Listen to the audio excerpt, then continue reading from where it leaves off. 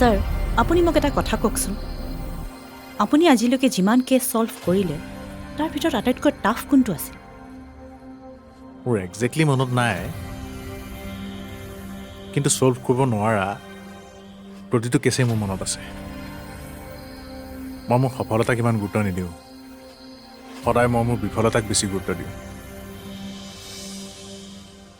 মোৰ শহুৰ দেউতাৰ হত্যাকাৰী কেতিয়ালৈকে ধৰিব নোৱাৰিলোঁ সেইটোৱে মোৰ কেৰিয়াৰৰ আটাইতকৈ ডাঙৰ বিফলতা শহুৰ দেউতা মানে এক্সাইজ অফিচাৰ প্ৰবীণ দত্ত যে অলপ দিন আগতে মাৰ্ডাৰ হৈছিল এই বিষয়টো মই গম পাওঁ ছাৰ তাৰোপৰি মই তেখেতক ভালদৰে চিনিও পাওঁ কিন্তু তেখেত যে আপোনাৰ শহুৰ দেউতা মই আজিহে গম পালোঁ তুমি কেনেকৈ চিনি পোৱা তেখেতক প্ৰায় 6-7 মাহমানৰ আগৰ কথা এখন বিয়াত মই তেখেতক লগ পাইছিলোঁ তেওঁৰ অফিচৰ গাড়ীৰ ড্ৰাইভাৰজনে তাত মদ খাই এগৰাকী মহিলাক অশালীন ব্যৱহাৰ কৰিছিল তেতিয়া মই ক্ৰাইম ব্ৰাঞ্চত নাছিলোঁ লতাশিল থানাত আছিলোঁ তাৰপিছত কোৱাচোন তাৰ পাছততো ঘটনা আৰু ডাঙৰ হৈ গৈছিল সেই ড্ৰাইভাৰজনক মই তাতেই ৰাম ধুলাই দিছিলোঁ সেই সময়তে ছাৰো আহি সকলো কথাৰ বুজ লৈছিল ছাৰেও তাক 2-3 চৰ মাৰিলে কিন্তু সি মদৰ নিচাত ইমানেই মাতাল আছিল যে সি ছাৰৰ গাটো হাত উঠালে তাৰ পাছত আৰু মই ৰৈ নাথাকি তাক তাৰ পৰা চুচৰাই আনি থানাত ভৰাই থৈ দিলোঁ পিছদিনা যেতিয়া তাৰ নিচা ফাটিল সি কান্দি কান্দি ছাৰৰ ভৰিত পৰিছিল ছাৰে কিন্তু তাক ক্ষমা নকৰিলে লগালগ তাক চাকৰিৰ পৰা ৰেষ্ট্ৰিক্টেড কৰি দিলে আচলতে ছাৰে সেইদিনা বিয়াঘৰত তাৰ ব্যৱহাৰৰ বাবে বহুত লাজ পাইছিল সি এক্সাইজ ডিপাৰ্টমেণ্টৰ গাড়ী চলায় আৰু সিয়ে মাতাল কি নাম আছিল তাৰ একজেক্ট নামটো মোৰ মনত নাই কিন্তু ছাৰৰ মুখত বাৰে বাৰে ৰাজা বুলি শুনা মোৰ মনত আছে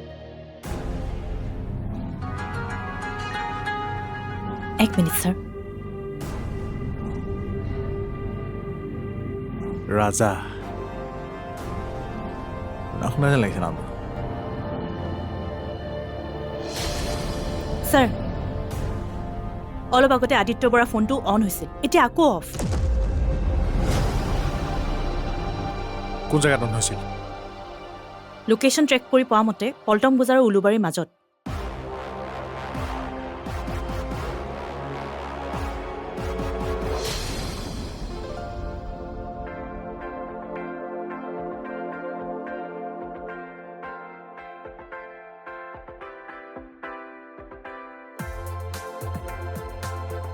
হেল্ল' কি হ'ল তোৰ ইণ্টাৰেষ্ট আছেনে নাই হে মুঠতে তই কামটো কৰিবি নে নকৰ সেইটো ক্লিয়াৰলি ক মোক মানে মই এতিয়া কি কৰিব লাগিব উফ ৰাম তই খানাবোৰ ডেলিভাৰী দিব লাগিব আকৌ ডেলিভাৰীটো ডক্টৰেহে কৰে মইতো ডক্টৰ নহয় মই ৰাজুহে ৰাজু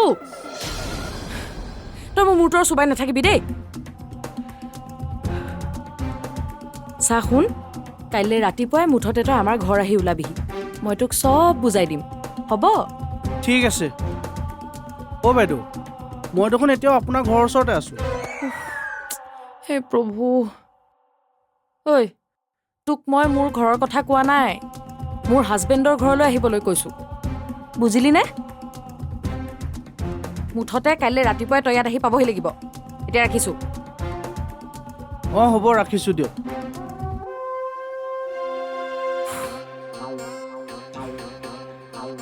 তাক মই সিদিনাখনে সকলোখিনি বুজালোঁ সি হ'ব বুলিও ক'লে এতিয়া আকৌ সোধে কি ডেলিভাৰী সঁচাই মোক পাগল কৰি মাৰিব দেই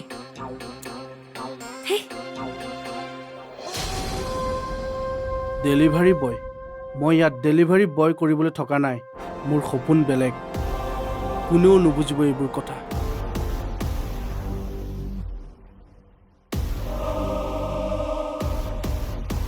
ৰাজা তই ক'ত আছ আৰু তই কেতিয়া আহিবি আৰে মোৰ কামটো কি হ'ল চা ৰাজা মোৰ লগত কিন্তু তই খেলি মেলি নকৰিবি তই যদি মোৰ লগত খেলি মেলি কৰ নহয় ময়ো কিন্তু তোৰ লগত খেলি মেলি কৰিম বুজিলিতো এতিয়া ৰাখ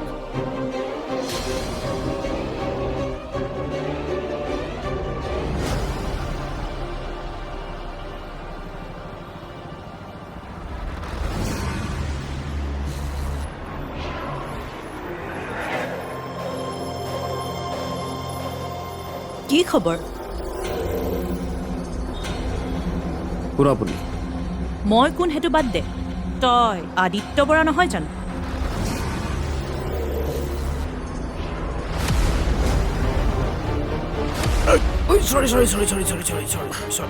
I'm sorry.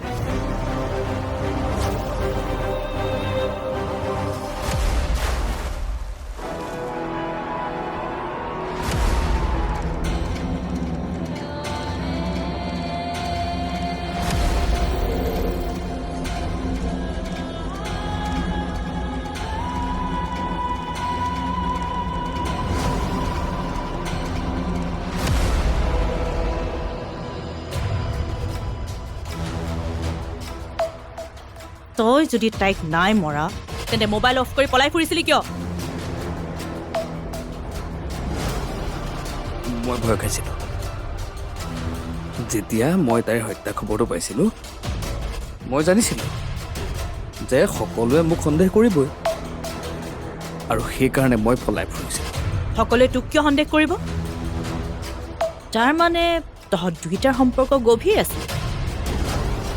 মই মিছা কথা নকওঁ, মোৰ ফালৰ পৰা সম্পৰ্ক গভীৰ আছিলে, কিন্তু কেৱল তাই মোক ইউজ কৰিলে। আজি এমাহ হ'বৰ হ'ল, কোনো ধৰণৰ মোৰ তাইৰ লগত সম্পৰ্ক নাই। কিয়? তহঁতৰ লাভ ষ্টৰীত কোনোবা ভিলেন আহিল নেকি? অঁ, আৰু এটা কথা, তইতো বিবাহিত আৰু তাইও। তাৰ পাছতো তহঁতৰ এইবোৰ কিহৰ প্ৰেম কাহিনী? চাওক, মোৰ ৱাইফৰ লগত বৰ্তমান কোনো সম্পৰ্কই নাই। আমাৰ ডিভ'ৰ্চ কেছ চলি আছে। তাইও তাইৰ হাজবেণ্ডক লৈ সুখী নাছিল। চা, তই মোক এতিয়া কনফিউজ নকৰিবি।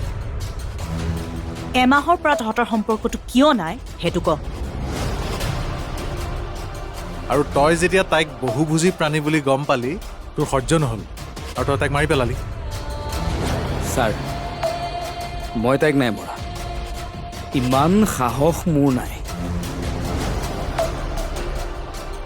মোৰ দুখ এটাই যে মই তাইৰ লগত সম্পৰ্কত আছিলোঁ, কিন্তু মই হত্যা কৰা নাছিলোঁ ছাৰ। ঝৰ্ণা, তোমাৰ লিপষ্টিক আছে লগত? ছাৰ, সেইবোৰতো মই লগত লৈ নুফুৰোঁ। তুমি কি ছোৱালী বাৰু? অকল বন্দুক লৈ ফুৰিলে নহ'ব নহয়, এইবিলাক বস্তু লাগিব কেতিয়াবা।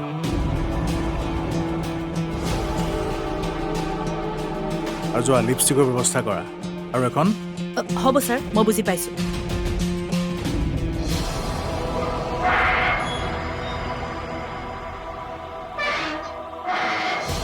তই আজি ব্ৰেকফাষ্ট কৰিবলৈ নাপালি হয় নহয়? ব্ৰেকফাষ্ট কৰিব নাপালি।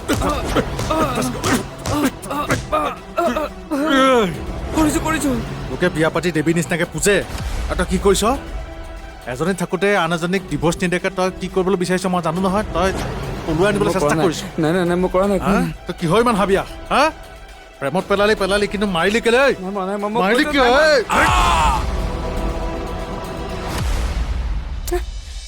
Phone switch off? এই ল'ৰাটো কি যে নহয়, তাক ৰাতিপুৱাখনতে মই ইয়ালৈ মাতিলোঁ, এতিয়ালৈকে তাৰ একো দেখা দেখি নাই। এতিয়া আকৌ ফোনডালো ছুইচ অফ। আহক ৰহি আজি। মিতালী, ইমান খং কৰা ভাল নহয় কিন্তু। নকৰিলে যে একো উপায় নাই মা, মোৰ আকৌ খংটো উঠিয়ে যায়। আমাৰ আকৌ এজনৰ কালিৰ পৰা একো দেখা দেখিয়ে নাই। ফোন কৰিলেও অকল এটাই কথা, বিজি আছো। কিয় ত্ৰিদীপ কালি ৰাতি নাহিল নেকি ঘৰলৈ? আপুনি গমেই নাপায় হ'বলা। কোনোবা মাইকী মানুহ এগৰাকী কোনোবা এটা মাৰি মেলি থৈ গ'ল, সেই কেছটোতেই লাগি ফুৰিছে এতিয়া। বহুত প্ৰেছাৰ হেনো তাৰ, আজৰি নাই। এতিয়া তাৰমানে তোমাৰ দেউতাৰ কেছটোত টাইম দিব নোৱাৰিব ন? কি ক'লে? সি সেইবোৰ কৰিলে নহ'ব নহয়। মুঠতে সি বাকী কেছত যি ধ্যান দিয়ে দি থাকক, তাত মোৰ একো আপত্তি নাই। কিন্তু কেনেবাকৈ দেউতাৰ কেছটোত যদি কিবাও হেমাহি কৰে নহয়, মোৰ খং উঠিব নুঠে, আপুনি নিজেই কওক। মই বুজিছোঁ মিতালী, কিন্তু সেইদিনা সি মোক ক'লে তোমাৰ দেউতাৰ কেছটোত হেনো সি কোনো ক্লুৱে বিচাৰি পোৱা নাই। হা? নহয় মানে সি যে কিবা এটা কৰিব সেইটো মই জানো। সেইটো ময়ো জানো। তাৰ বাবে তাক অলপ প্ৰেছাৰ দি থাকিব লাগিব। সেইকাৰণেতো অলপ ভয় খোৱা থাকোঁ তাক মই। কিন্তু মা সঁচাই যদি সি একো কৰিব নোৱাৰে নহয় মই কিন্তু সঁচাকৈ ঘৰ এৰি গুচি যাম অঁ তুমি আকৌ গুচি গ'লে মই এইখন ঘৰত কাৰ লগত থাকিম আৰু আমাৰ ক্লাউড কিটচেনৰ কি হ'ব মই এইটো কথা ভালদৰে জানো তুমিও তাক এৰি থাকিব নোৱাৰা জেদ কৰিবলৈ কাজিয়া কৰিবলৈ মানুহ এটা নালাগিব জানো তোমাক মানে নহয় বুলি মই নকওঁ বাৰু কিন্তু মোৰ দিমাগ আৰু জেদটোৰ কথা জানেই দেখোন আপুনি যদি দিমাগটোৰ ভিতৰত বেছিকৈ ধিচুম ধাচাম চলি থাকে এই জেদটোৱে পোকে কামোৰা দি কামুৰি ধৰে আৰু ময়ো তেতিয়া মিতালী মিতালী হৈ নাথাকো আমি মঞ্জলিকা বনি যাওঁ মঞ্জলিকা সেইজনী আকৌ কোন নামটো দেখোন কিবা বৰ ভয়ংকৰ নামেই ভয়ংকৰ নহয় কামো ভয়ংকৰ তাই আমি যে তোমাৰ চিন চিন চিন তুমি যে আমাৰ চিন চিন চিন কি হ'ল এইজনী সেইটো কল যেন পাইছো পাই নাই নাই এই কথা একো ধৰিব নোৱাৰি এই আইটেমটোৱে অলপ বেলেগ আইটেম সেই বয়সত মই এইবোৰ কি শব্দ ব্যৱহাৰ কৰিছো এইজনীৰ লগত থাকি থাকি মোৰো মূৰটো গ'ল হেই কি হ'ব নহয় মানে গ'ল আৰু তাইৰো গ'ল মোৰো মূৰটো গ'ল সি কোৱাৰ লগততো এইখনৰ কোনো মিল নাই তথাপি তাক ইমান সহজকৈ ল'ব নোৱাৰি দেই সি ইচ্ছা কৰিও খেলি মেলিকৈ ক'ব পাৰে তাক লকাপত ৰাখা তাক এতিয়া এৰি দিয়াৰ প্ৰশ্নই নাহে ছাৰ কেছটো আচলতে মই যিমান সহজ বুলি ভাবিছিলোঁ এতিয়া এনেকুৱা লাগিছে যেন ইমান সহজ নহয় ছাৰ মহিলাগৰাকীৰ ফোনৰ পৰা সন্দেহজনক একো বিচাৰি পোৱা নগ'ল তাৰ ঠিক আধা ঘণ্টামান আগতে তেওঁ 10 মিনিটৰ কাৰণে কাৰোবাৰ লগত কথা পাতিছিল কোনোবা অফিচিয়েল কামৰ মানে ক্লাইণ্টৰ লগত কথা পাতিছিল কিন্তু ফৰেঞ্চিকে কি ক'লে তেওঁলোকে কিবা বিচাৰি পাইছেনে নাই ছাৰ হত্যাকাৰীৰ ফিংগাৰপ্ৰিণ্ট পোৱা নাই হত্যাকাণ্ডটো হৈছে CCTV নথকা ঠাইত আৰু ফিংগাৰ প্ৰিণ্টটো এৰি থৈ যোৱা নাই কিবা এটা পাক্কা খিলাৰী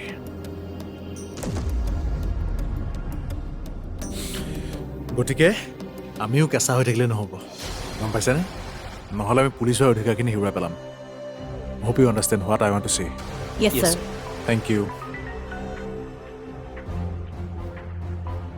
বিধান ছাৰ DSP মেডামে ফোন কৰিছে মই আহি আছোঁ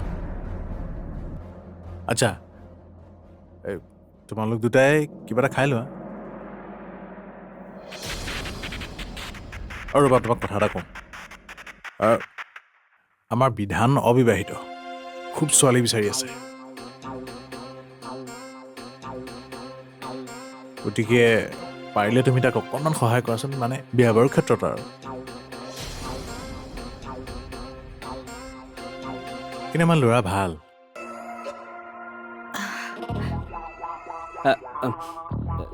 ছাৰৰ কথাবোৰ ছিৰিয়াছলি নল'লেই হ'ল ছাৰে মানে ধেমালি কৰি অলপ কামোৰ দিয়ে নাই নাই মই বুজি পাইছোঁ মই এদিনতে ছাৰক চিনি পাই গৈছোঁ আৰু এনেকুৱা অফিচাৰৰ লগত কাম কৰি ভালহে লাগে কিন্তু ছাৰে যে DSP মেমৰ কথা ক'লে DSPটো ছাৰহে হ'ব লাগিছিল অঁ এইগৰাকী সেইগৰাকী নহয় DSP মেডাম মানে ঘৰৰ গৰাকী ছাৰৰ হোম মিনিষ্টাৰ আচ্ছা মানে ছাৰৰ পত্নী ছাৰৰ ৱাইফৰ নামটো কি আছিল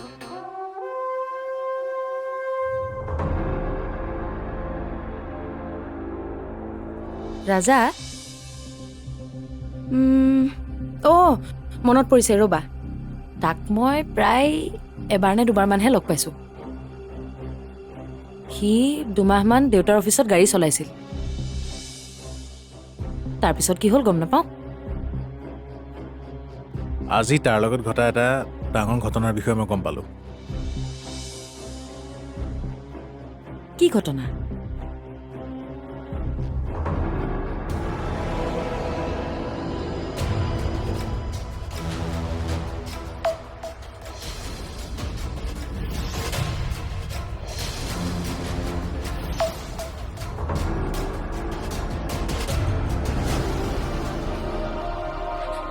মানে তুমি কি ক'ব বিচাৰিছা দেউতাক সি হত্যা কৰিছিল নাই নাই মই মাত্ৰ সন্দেহহে কৰিছোঁ চোৱা কিছুমান সৰু মানুহৰ লগত ঘটা সৰু সৰু ঘটনা কেতিয়াবা ডাঙৰ হৈ পৰে বুজিছানে কাৰ মনত কি চলি থাকে একো ধৰিব নোৱাৰি সেইটো হয় বাৰু কিন্তু দেউতাই এই বিষয়ে মোক কেতিয়াও একো কোৱা নাছিল